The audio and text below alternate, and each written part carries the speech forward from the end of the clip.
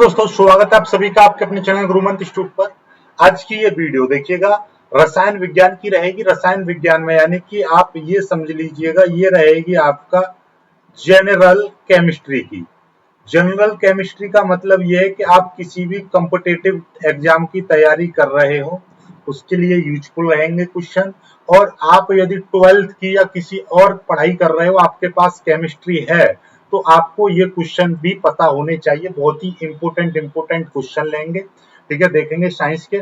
और आज मैं आपको 40 क्वेश्चन में आपको कराऊंगा, प्रश्न उत्तर, हर चीज के बारे में बेसिक जानकारी आपको दी जाएगी। जैसे कि पहला क्वेश्चन है कि जल में घुलनशील भस्म क्या कहलाता है। जल में घुलनशील भस्म क्या कहलाता है, ये आपका क्वेश्चन है। ओके, चलिएगा। तो देखिए, ये इसका राइट आंसर है क्षार। जल में जो घुलनशील भस्म है, देखिएगा ऐसे समझिएगा, जो भस्म जो होते हैं वो दो तरह के रहेंगे आपके। एक रहेगा क्षार और एक रहेगा क्षारक। एक रहेगा क्षार और एक रहेगा क्षारक। जो जल में घुल जाएगा, जल में घुल सकता है, ठीक है, जल में घुलने वाला क्या कहलाएगा, आपका क्षार कहलाएगा। और जल में ना घुले वो आपका क्षारक होता है। इनमें भी बात रहती है कि देखिएगा, सभी जो क्षार होते हैं वो जल में घुलनशील होते हैं, जबकि सभी क्षारक जो होते हैं वो जल में घुलनशील नहीं होते हैं। तो इसका मतलब क्या है कि भैया, जो सभी क्षार जो होते हैं, इसको एक चीज और नोट करके लिख दीजिएगा, सभी जो क्षार होते हैं, सभी क्षार क्षारक होते हैं, क्षारक होते हैं। लेकिन सभी सभी क्षारक सभी क्षारक क्षार नहीं होते, क्षार नहीं होते। क्योंकि वही क्षार जो जल में घुल सकते हैं, उन्हीं को हम क्या कहते हैं, उन्हीं को हम बोलते हैं क्षारक। बात समझ रहे हो, ठीक है, क्लियर होगी बात। तो सभी क्षार कैसे होते हैं, जल में घुल जाते हैं, ठीक है, सभी क्षार आपके जल में घुल जाते हैं, ठीक है। और जो सभी क्षार आपके जल में घुलते हैं, लेकिन ये जो क्षारक जो होते हैं, ये जल में घुल सकते हैं और नहीं भी, जल में घुल भी सकते हैं और नहीं भी। इनकी कोई पर्याप्त कंडीशन नहीं है कि जल में घुलेंगे ही घुलेंगे, ठीक है। यदि कोई क्षारक जल में घुल जाए तो हम उसको क्षार बोल देंगे, ठीक है, नहीं तो वो क्षारक है ही, ठीक है। इसीलिए ये सभी क्षार क्षारक कहलाते हैं। चलिए अगला क्वेश्चन देखिएगा। अगला क्वेश्चन है, निम्न में से कौन सा प्रबल अम्लीय है। देखिए, जिसका पीएच मान 7 रहेगा, 14 रहेगा, 0 रहेगा, 3। बात को ऐसा समझो, यदि यहाँ पर आपका 7 है पीएच मान, ये यहाँ पर 0 है और यहाँ पर है 14 है। यदि ये यहाँ पर जो 7 जो होता है वो उदासीन, जिस भी पदार्थ का पीएच मान 7 होगा वो उदासीन होगा।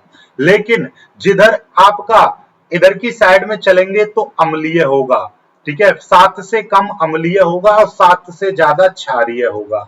बात को ध्यान से समझो, 7 से ज्यादा यदि आपका पीएच मान है तो वो क्षारीय होगा।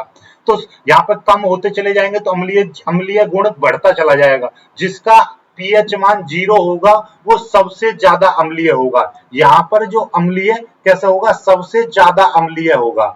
तो बात को ज्यादा जो अम्लीय कौन सा होगा, जिसका पीएच मान 0 होगा। तो सबसे जो 0, ये प्रबल अम्लीय यानी सबसे ज्यादा अम्लीय कौन सा होगा, जिसका पीएच मान कितना होगा, 0 होगा, ठीक है। 7 जिसका होगा वो आपका उदासीन होगा।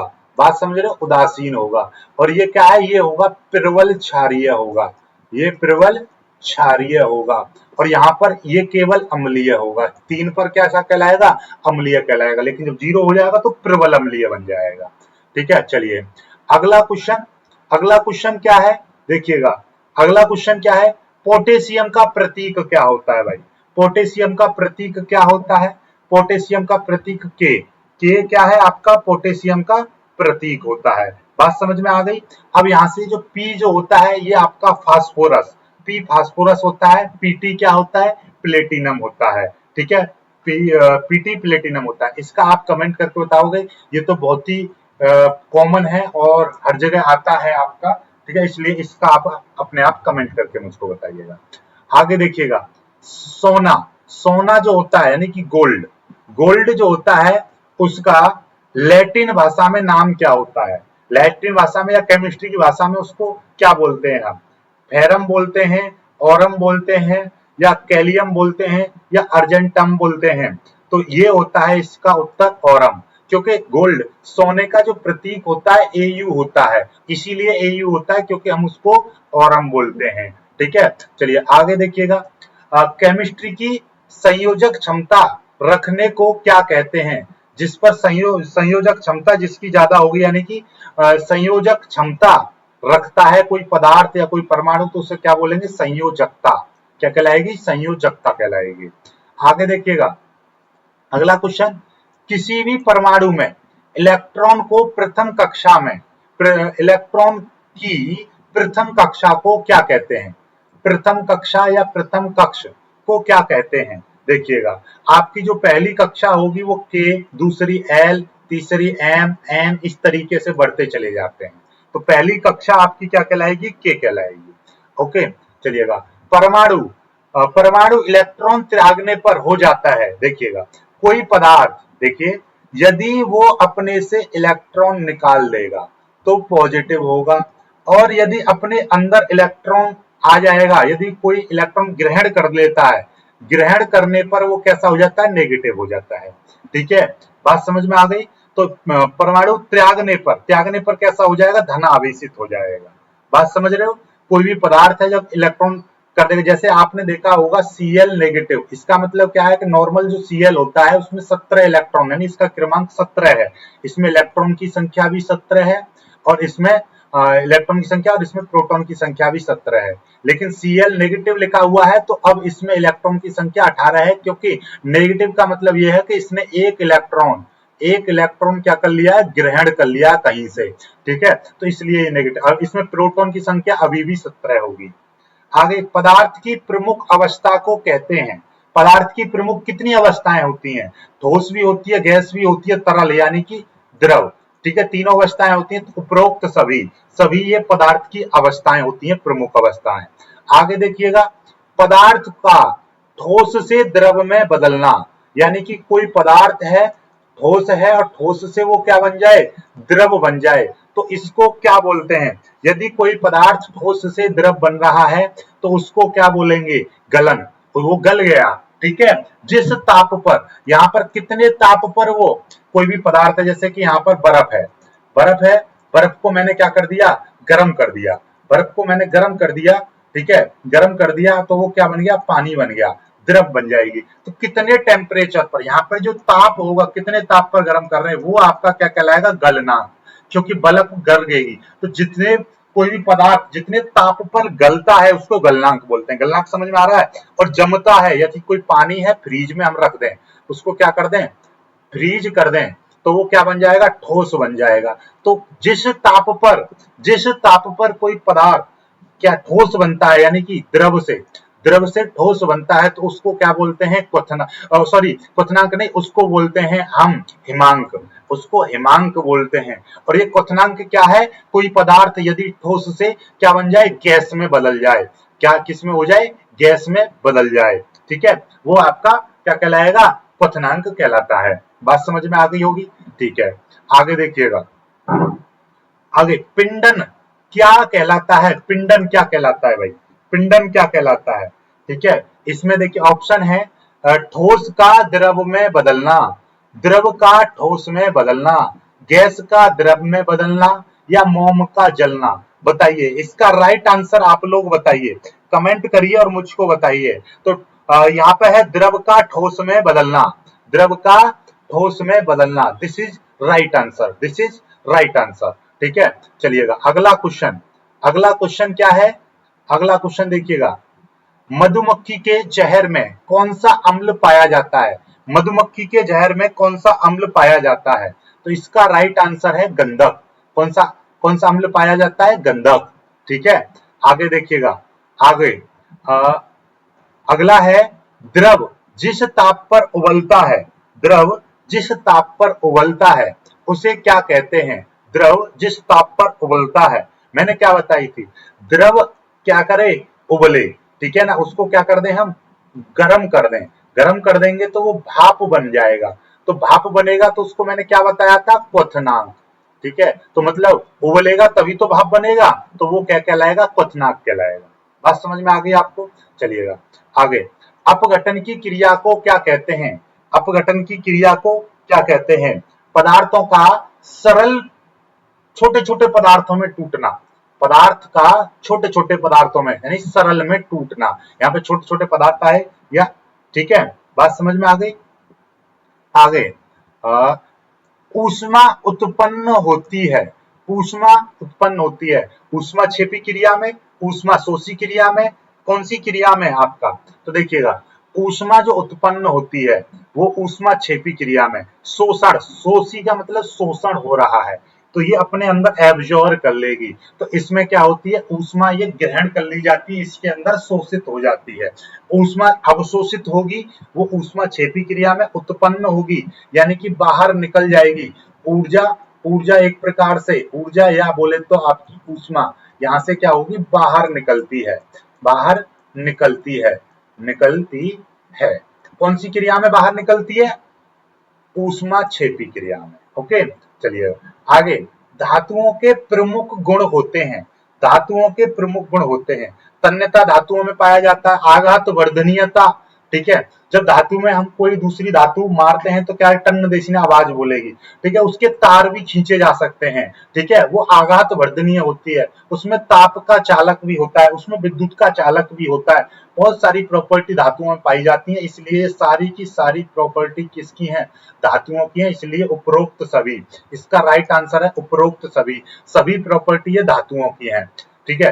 तांबे के प्रमुख अयस्क को कहते हैं, तांबे का प्रमुख अयस्क कौन सा है भाई, ठीक है, मेलाकाइट, ये मेलेकाइट, हेमेटाइट, लिमोनाइट और मेलाकाइट ग्रीन, तो इसका राइट आंसर क्या है आप बताइए, ठीक है। तो तांबे का जो प्रमुख अयस्क है, ठीक है, इन ऑप्शनों में मेलाकाइट ग्रीन, ठीक है, मेलाकाइट ग्रीन, मेलाकाइट ग्रीन।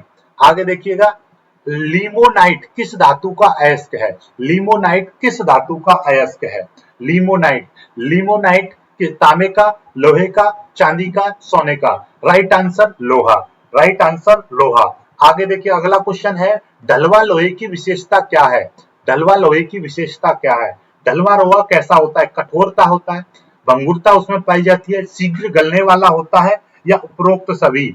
उसमें देखिएगा जो ढलवा लोहा होता है, आपने गांवों में मशीन देखी होंगी, तो मशीन का जो चक्कर होता है वो भी ढलवा लोहा से बनता है, ढलवा लोहा, ठीक है, उसमें थोड़ी सी सिलिका सिलिका मिलाई जाती है, तो वो कैसा होता है, कठोरता भी होता है, भंगुरता भी होता है, और वो कैसा होता है, शीघ्र गलने वाला होता है, यानी कि ये तीनों की तीनों प्रॉपर्टी उसके अंदर मौजूद मिलती हैं, उपरोक्त सभी, ठीक है। आगे देखिएगा, स्टील में विशेषता प्रदान करने के लिए उसमें कौन सी धातु मिलाई जाती है, ठीक है, विशेषता प्रदान करने के लिए उसमें कौन सी धातु मिलाई जाती है स्टील में, निकिल मिलाई जाती है, टंगिस्टन मिलाई जाती है, मैग्नीन मिलाई जाती है, उपरोक्त सभी। देखिएगा स्टील को हम क्या कर दें, मजबूताई देने के लिए, उसमें विशेष गुण प्राप्त करने के लिए, ताकि वो अच्छी चमके, जो बर्तन बनते हैं, ठीक है, वो जो स्टील के जो बर्तन बनते हैं उसमें निकिल भी मिलाई जाती है, टंगिस्टन धातु भी मिलाई जाती है और मैग्नीन भी मिलाई जाती है, यानी तीनों धातुएं मिलाई जाती हैं, इसलिए इसका जो राइट आंसर है, राइट आंसर इसका क्या होगा भैया, उपरोक्त सभी। आगे देखिएगा, पिटवा लोहे, पिटवा लोहे का उपयोग किसमें किया जाता है, पिटवा लोहे का उपयोग किसमें किया जाता है, पिटवा लोहे का उपयोग तार बनाने में भी होता है, किले, कीले जो बनाने, जो कीले जो बनाए जाते हैं, ठीक है, कीले बनाने में भी होता है, जंजीर बनाने में भी होता है, यानी कि ये सारे काम आपके पिटवा लोहे से होते हैं, तो इसलिए उपरोक्त सभी, इसका भी राइट आंसर उपरोक्त सभी। आगे अगला, हवाई जहाज की बॉडी बनाने में किस मिश्र धातु का उपयोग होता है, हवाई जहाज की जो बॉडी होती है वो बहुत मतलब मजबूत होती है, तो इसीलिए वो किस धातु की बनाई जाती है, ठीक है, उसके लिए हम ड्यूरालुमिन, ड्यूरालुमिन ये वाली धातु, ये मिश्र धातु है, कई धातुओं का मिश्रण है, ठीक है, ये क्योंकि ये मजबूत होती है, बहुत ज्यादा मजबूत होती है, इसलिए ये धातु से हवाई जहाज बनाया जाता है। आगे, सिक्का बनाने की धातु जो होती है उसमें अन्य धातुओं को भी मिलाया जाता है। तो कौन सी 2 धातुएं या 3 धातुएं, कौन कौन सी धातुएं मिलाई जाती हैं? सिक्का बनाने में, सिक्का बनाने में आपका सिक्का बनाने की किस धातु में तांबे के साथ अन्य धातु मिलाई जाती है? यानी कि सिक्का जो बनेगा उसमें तांबा रहेगा, तांबे के साथ कौन सी अन्य धातु मिलाई जाएगी? ठीक है, तो इसका राइट आंसर है सिक्का बनाने के लिए टिन मिलाया जाता है, फास्फोरस या दोनों या इनमें से कोई नहीं, टिन। ठीक है, टिन, टिन उसमें मिलाई जाती है, टिन। ठीक है, आगे कंप्यूटर चिप बनाने को किस काम में लिया जाता है? ठीक है, कंप्यूटर चिप बनाने में किसे, ऐसे लिखिए, किसे काम में लिया जाता है? यानी चिप बनाने में निम्न में से किसे काम में लिया जाता है? सिलिकॉन, फास्फोरस, टंगिस्टन या प्लास्टिक सल्फर? इसमें से उत्तर आपको बताना है। इसका राइट आंसर है सिलिकॉन। सिलिकॉन को कंप्यूटर की चिप बनाने में यूज किया जाता है। कपड़ों से वसा का दाग हटाने में प्रयोग होता है या प्रयोग करते हैं। क्या चीज हम प्रयोग करते हैं भाई? कपड़ों से दाग हटाने में हम क्या चीज उपयोग में लाते हैं? अमोनिया, गंधक, नाइट्रिकन, नमक का अम्ल। इसका राइट आंसर है अमोनिया। आई बात समझ में? बर्तन, बर्तनों की सफाई के लिए किस रसायन पदार्थ का उपयोग करते हैं? बर्तनों की सफाई के लिए किस रसायन पदार्थ का उपयोग करते हैं? तो ammonia, ammonium chloride, sodium chloride, silica यानी कि सिलिका या सिलिका ऑक्साइड, इस तरीके से भी आ जाता है ऑप्शन, तो घबराना नहीं है। इसका राइट आंसर है अमोनियम क्लोराइड।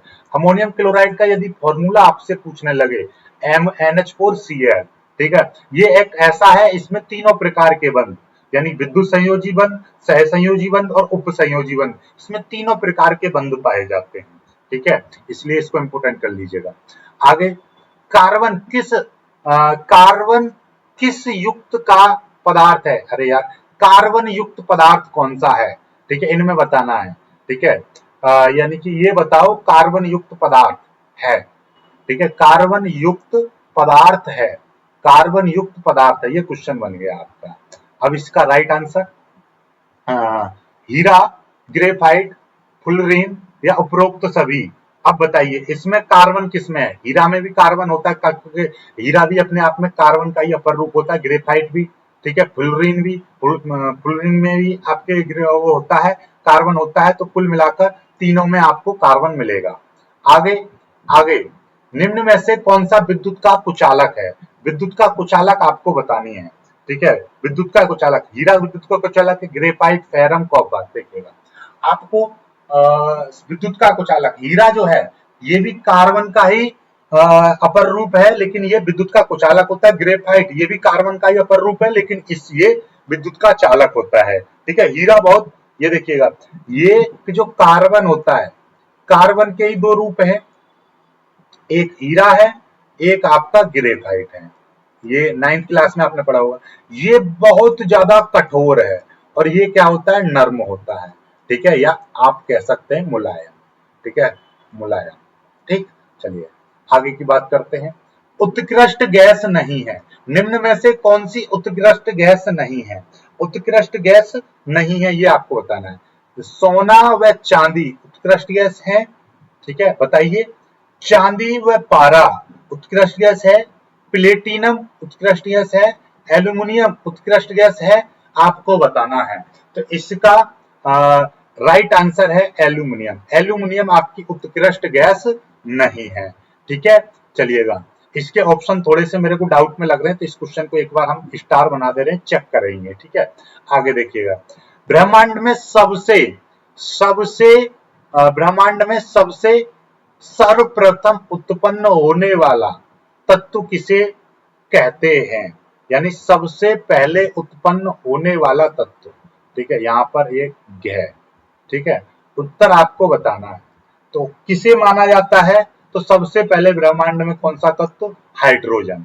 कौन सा? हाइड्रोजन। आगे आगे निम्न में से किसके अणु स्वतंत्र अवस्था में मिलते हैं? किसके अणु स्वतंत्र अवस्था में मिलते हैं? हीलियम, आर्गन, नियोन, उपरोक्त सभी। इसका राइट आंसर है उपरोक्त सभी। अगला क्वेश्चन है आपका, परमाणु धन आवेशित द्रव्यमान का बना होता है, यह बताया जाता है। परमाणु धन आवेशित द्रव्यमान का बना होता है, यह बताया जाता है। किसने बताया था ये? ठीक है, तो परमाणु के अंदर एक धनावेशित भाग होता है जिसमें उसका द्रव्यमान बना रहता है, उसमें सारा द्रव्यमान उसी में केंद्रित रहता है। ये किसने बात कही थी? थॉमसन। ठीक है, या टॉमसन जिसे बोलते हैं हम। ठीक है, ये चीज आपको पता होनी चाहिए। आगे, आवर्त आवर्त सारणी में वर्गों की संख्या कितनी है भैया? आवर्त सारणी में 18 वर्ग होते हैं। ठीक है, आवर्त सारणी में क्षैतिज पंक्तियां किसे कहते हैं?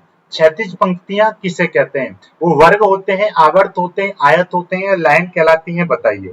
तो जो क्षैतिज पंक्तियां इस तरीके से जो पंक्ति होती हैं उनको हम आवर्त बोलते हैं, और जो खड़ी वाली जो होती हैं उनको हम वर्ग बोलते हैं। ठीक है, तो ये क्या कहलाएंगे? आवर्त। ठीक है, चलिएगा। आवर्त सारणी में आवर्त की संख्या कितनी होती है? आवर्त सारणी में आवर्तों की संख्या 7। अब आपको पता चल गया आवर्त कितने होते हैं आवर्त सारणी में? कितने होते हैं? 7। ठीक है, वर्ग कितने होते हैं आवर्त सारणी में? 18। ठीक है, चलिए। अब गामा किरणें किसे कहते हैं? गामा किरणें किसे कहते हैं, बताइए। जो श्रव्य आवेशित होंगी, ये श्रव्य नहीं है, धन है यहाँ पर, सॉरी, ऋण ऋण ऋण आवेशित किरणें होंगी, उनको हम गामा किरणें बोलेंगे, या धनावेशित को बोलेंगे, या उदासीन। तो देखिएगा, जब हम यानी कि इलेक्ट्रोमैग्नेटिक वेव्स को वैद्युत क्षेत्र से गुजारते हैं इस तरीके से, तो कुछ किरणें धनावेशित प्लेट की ओर, यानी कि रेडियो एक्टिव किरणें हैं, ये रेडियो एक्टिव पदार्थ से जो किरणें निकलती हैं, तो इस तरीके कुछ धनावेशित, कुछ ऋण आवेशित प्लेट की ओर मुड़ जाती हैं, और कुछ किरणें सीधी निकल जाती हैं। जो सीधी निकल जाती हैं उनको हम बोलते हैं गामा किरणें। जो ऋण आवेशित प्लेट की ओर मुड़ जाती हैं वो कैसी होती हैं? अल्फा किरणें। और जो धनावेशित प्लेट की ओर मुड़ जाती हैं वो कौन सी होती हैं? बीटा किरणें। क्योंकि अल्फा किरणें कैसी होती हैं? पॉजिटिव किरणें होती हैं, इन पर पॉजिटिव चार्ज होता है, इसलिए ये धनावेशित प्लेट की ओर मुड़ती हैं। और जो बीटा किरणें होती हैं ये नेगेटिव होती हैं, इसलिए ये धनावेशित प्लेट की ओर मुड़ती हैं, इन पर कोई चार्ज नहीं होता। तो गामा किरणें कैसी होती हैं? विद्युत की उदासीन होती हैं। गामा किरणों की क्या भेदन क्षमता होती है? गामा किरणों की भेदन क्षमता क्या होती है भाई? क्योंकि ये सीधी निकल जाती हैं, इसलिए इनकी जो भेदन क्षमता होती है सबसे अधिक होती है, बहुत अधिक होती है। ठीक है, आगे, थायराइड ग्रंथि की जांच कौन सा रेडियो एक्टिव पदार्थ से होती है? थायराइड ग्रंथि की जांच कौन से रेडियो एक्टिव पदार्थ? तो रेडियो आयोडीन 131, याद रखिए, रेडियो आयोडीन 131। आगे, रेडियो फास्फोरस 32 का क्या प्रयोग होता है? रेडियो फास्फोरस 32 का क्या प्रयोग होता है? ल्यूकेरिया रिया है ये, ल्यूकेरिया के इलाज में, कैंसर के इलाज में, थायराइड के इलाज में, या विटामिन 12 की कार्यों की जांच करने में? इसका राइट आंसर है ल्यूकेरिया के इलाज में। ओके, अब आगे देखिएगा, सोडियम अयस्क क्या है? सोडियम अयस्क क्या है? इसका राइट आंसर आपको बताना है। ये पाइरोलोटाइट, जिंकाइट, ब्राइन, या गैलेना? इसका राइट आंसर है सोडियम का अयस्क है ब्राइन। आगे, रेडियम की खोज किसने की? रेडियम की खोज किसने की? रेडियो एक्टिव तत्वों की खोज किसने की? तो इस तरीके से आता है, तो इसका नाम क्या है? मैडम क्यूरी, मैडम क्यूरी ने। ठीक है, चलिएगा आगे, आगे की बात करते हैं। रेडियो एक्टिव जो किरणें थी वो हेनरी बेकुरल ने। ठीक है, तो रेडियम की खोज किसने की? रेडियम मैडम क्यूरी ने। ठीक है, चलिएगा, आज की वीडियो आपको पसंद आई हो तो वीडियो को लाइक करना है आपको, साथ में आपको शेयर भी करना है, और कमेंट करके मेरे को बताना है क्या इस तरीके की वीडियो और लेकर आई जाए, क्या इस तरीके की फिजिक्स की बेसिक वीडियो भी लेकर आई जाए, या बेकार की चीजें हैं ये, आप कमेंट करके मेरे को बताइएगा। और जिन्होंने अभी तक सब्सक्राइब नहीं किया है चैनल को, तो सब्सक्राइब जरूर कर लीजिएगा। मिलेंगे कल एक खूबसूरत सी वीडियो में, तब तक के लिए बाय बाय, जय हिंद।